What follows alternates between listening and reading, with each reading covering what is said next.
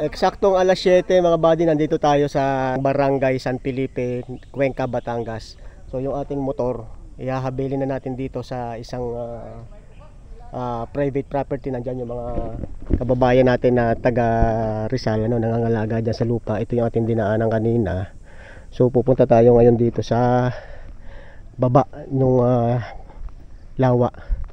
Ito na kasi yung katapusang bahay mga buddy dito, kaya kanina nung nagpunta ako doon sa dulo ay mahirap namang iwanan doon ang motor. So dito natin muna inihabilin para maglalakad na lang tayo, no. So ito ay hiking natin mga buddy, no, hiking, and at the same time ay makita natin yung itsura ng Taal Lake sa parting ito ng San Felipe, Cuenca. So dito makikita na natin ang Makulot, at dito naman yung parte ng Taal Lake sa may Santa Teresita. May trail doon, pero sa pagkakaalam ko yung trail na nakita ko sa Google Map ay dito. So ito na yung ating babaybayin. Ipinahamak na naman tayo ng Google Map. Di aring trail na rin na nakita ko sa mismong mapa ang aking binaybay, na kung saan ari pala yung mali. Tama pala yung aking tinuro kaninang isang trail doon sa kaliwa. Pero dahil darito na rin lang ako, ay di aking pa rin sinusubukan na maghanap ng trail na baka magdudugsong doon sa talagang actual na trail doon sa kaliwa. Pero nabigo ako dito mga buddy, dahil dito sa mismong pinakadulo ay medyo sumusukal na, at nakita ko rin yung mismong terrain na pababa na ito at sa bangin na pupunta. So mali yung trail na una nating sinundan, pero ito na yung pangalawang trail na ating nakita. So yung una, ang daming unggoy pala doon. Ito na yung trail pababa. Tagaktak agad yung pawis ko mga buddy.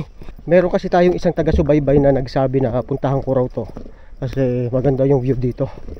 Kaya inaral ko muna kung saan papasok na kanto, and kung pinupuntahan ba ito ng mga tao. Then nakita ko nga yung trail, pero yung trail na nasa mapa ay dead end pala. Mukhang ang mga pumupunta lang dito yung mga namimingwit. Ang sabi nung nakapuntahan ko doon, nakatiwala nung private property, may nag-iisa daw abandonadong bahay dito sa pinakababa ng Taal Lake. So tingnan natin kung yun ay makikita natin, dahil ito daw ay matagal nang iniwan ng may-ari mula nung nagkaroon ng pandemic. Parang may sumigaw guni-guni ko lang. So may bakas ng sapatos. Mukhang may aabutan tayo dito sa baba. Fresh to, fresh. Matatapak lang dito sa dahon. Ayan. Okay naman yung trail, at mukhang laging nabababa ito ng mga tao. Nagkaroon din ng paguho dito. Wow, ang ganda. Ang ganda ng view dito. Kitang kita ang Bulkang Taal. Medyo malayo-layo pa yung bababain natin mga buddy. Ayan.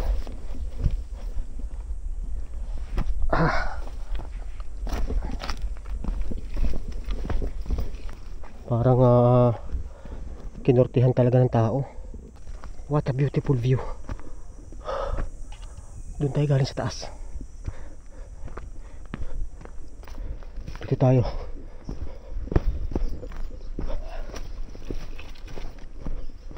Siguro maitatanong ninyo, hindi ba ako natatakot sa mga ganitong lugar? Iba yung amoy nun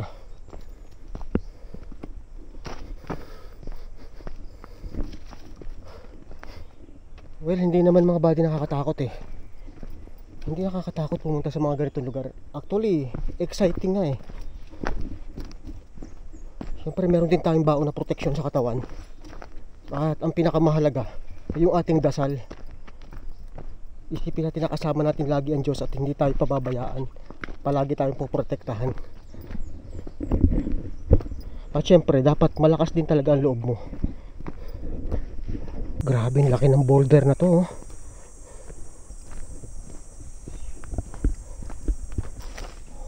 Ano kaya tumuhon? Ay, hindi.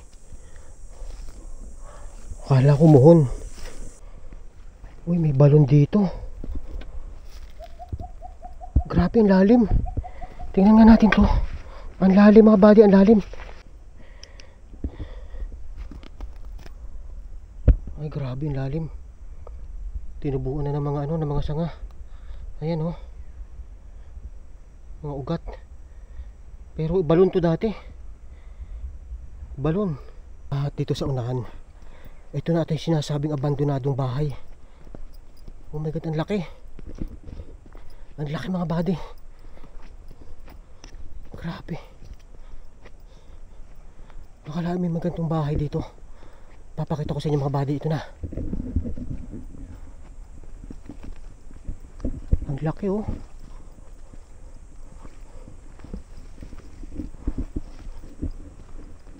Ito ata yung pinuntahan ni Descubridor. Oo, parang may napanood ako. Yung isang Batanggenyo na nagpa-vlog din. Ito nga. Ito nga mga buddy. Ang laking bahay, oh. Ayan na yung Taal Lake. Ayan na. Wow. Ang laki. Ikutin muna natin.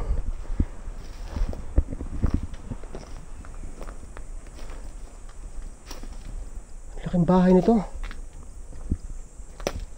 So ito yung sinasabi nung kausap natin sa taas na iniwan na.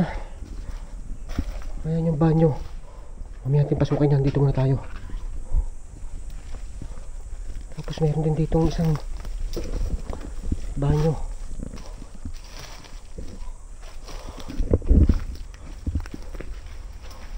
Dito tayo papasok sa harapan. Sino kaya may-ari ng bahay na to? At ano ang history ng bahay na to? So, may malaking puno ng sampalok dito.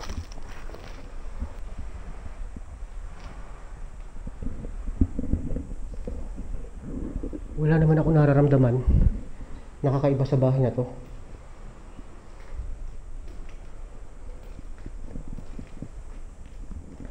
So ito yung kwarto.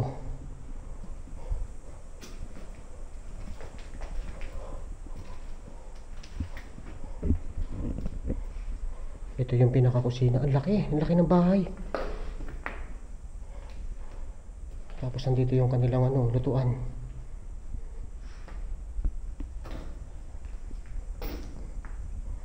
Ang dami ng mga nagvandal dito, oh. Ang laki ng kusina nila. Tapos may pintuan dito. Kanino kayang bahay to? Nag-iisa dito sa parteng ito.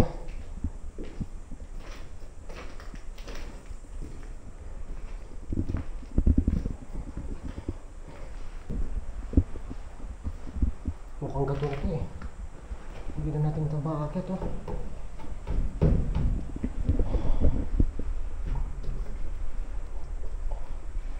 Mukhang gato na. Baka mamaya biglang bumagsak.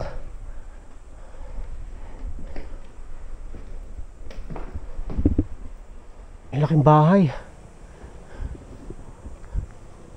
So ilang kwarto rin to? Dalawa dito sa baba.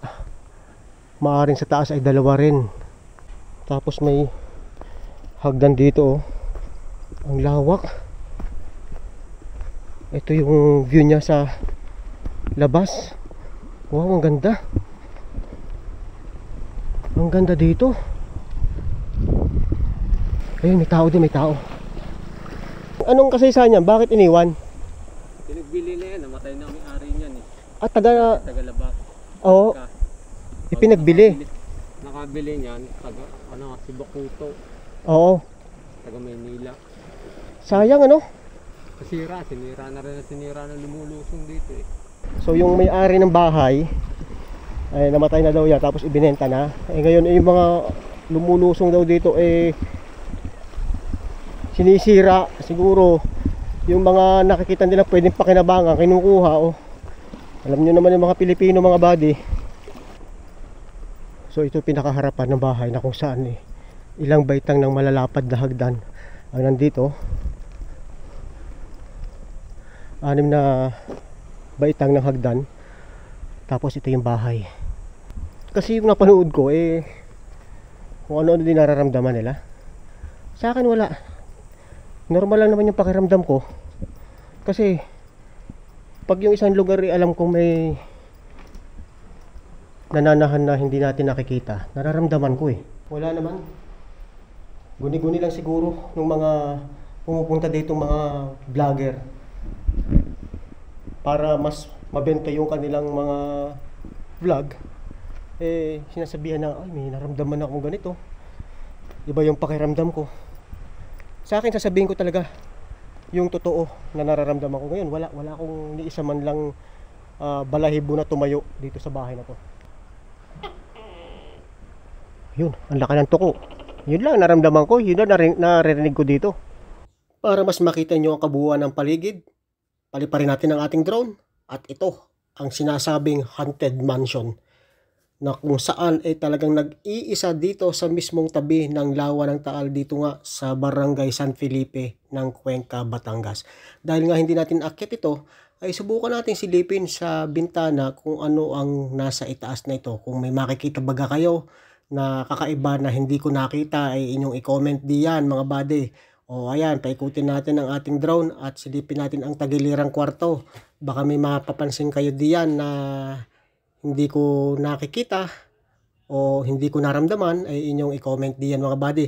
Pero sa susunod na video ay meron tayong mga nakapanayam at sila ay magpapatunay kung meron ba o wala silang nararamdaman din sa bahay na are. Dahil may mga nag-overnight daw diyan, lalo-lalo na yung mga namimingwit dyan sa mismong lawa ng Taal. Pero sa halip na ako'y matakot, ay mas in-enjoy ko itong kagandahan ng paligid. Dahil wala naman ako naramdaman. Pero abangan niyo sa ating pangatlong beses na pagpasok kung may magpaparamdam baga, kung may mararamdaman pa rin ako dine sa bahay na are. Ayan mga buddy, abangan niyo ang part 2 ng ating pagbaba dine.